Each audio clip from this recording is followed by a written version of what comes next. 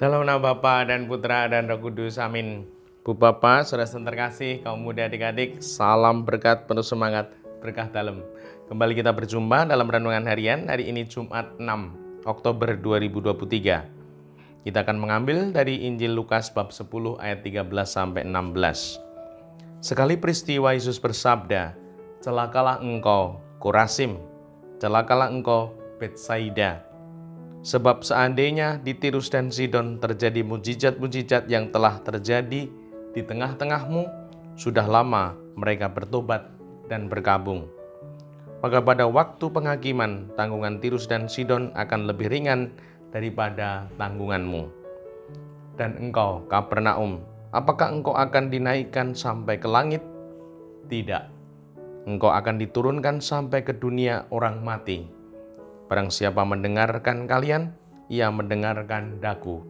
Dan barang siapa menolak aku, ia menolak dia yang mengutus aku."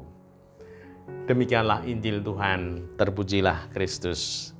Ibu, Bapak, saudara terkasih, inilah gambaran pada umumnya manusia.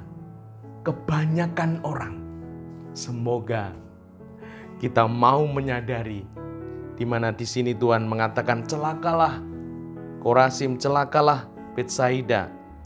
Sebab seandainya di Tirus dan Sidon terjadi mujizat-mujizat yang telah terjadi di tengah-tengahmu, sudah lama mereka bertobat dan berkabung. Inilah yang menjadi kelemahan manusia. Kebanyakan orang, semua orang diberkati, mendapatkan berkat, anugerah dari Tuhan.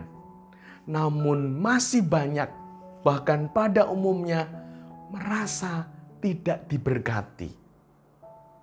Merasa tidak ada berkat untuknya. Maka kemudian tidak bersyukur, tidak berterima kasih, tidak meluhurkan, memuliakan Tuhan. Mari kita lihat, apakah aku ini juga termasuk yang itu, di mana banyak rahmat, berkat, anugerah Tuhan yang dinyatakan kepada kita, namun kita tidak merasakan itu dari Tuhan. Dan semoga kita mau untuk merenungkan lebih dalam bahwa semua ini sungguh dari Tuhan.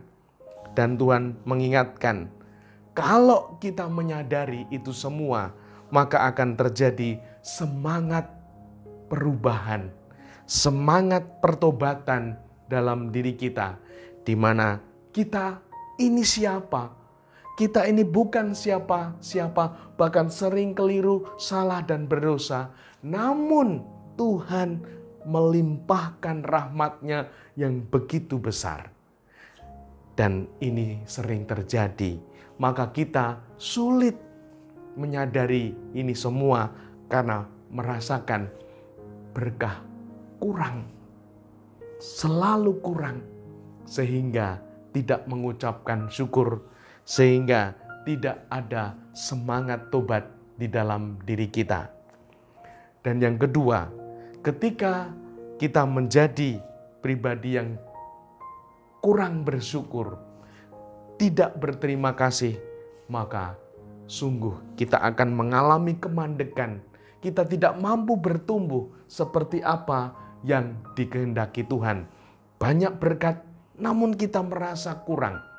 Namun ketika kita merasa cukup dan bersyukur, maka kita akan mengoptimalkan berkat itu sebaik-baiknya sehingga menjadi kelimpahan.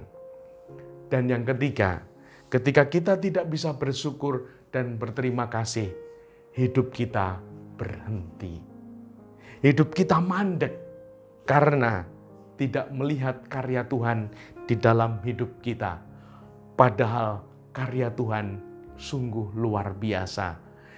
Kita dipercaya, kita mendapatkan anugerah-Nya, bahkan rahmat dicurahkan secara berlimpah.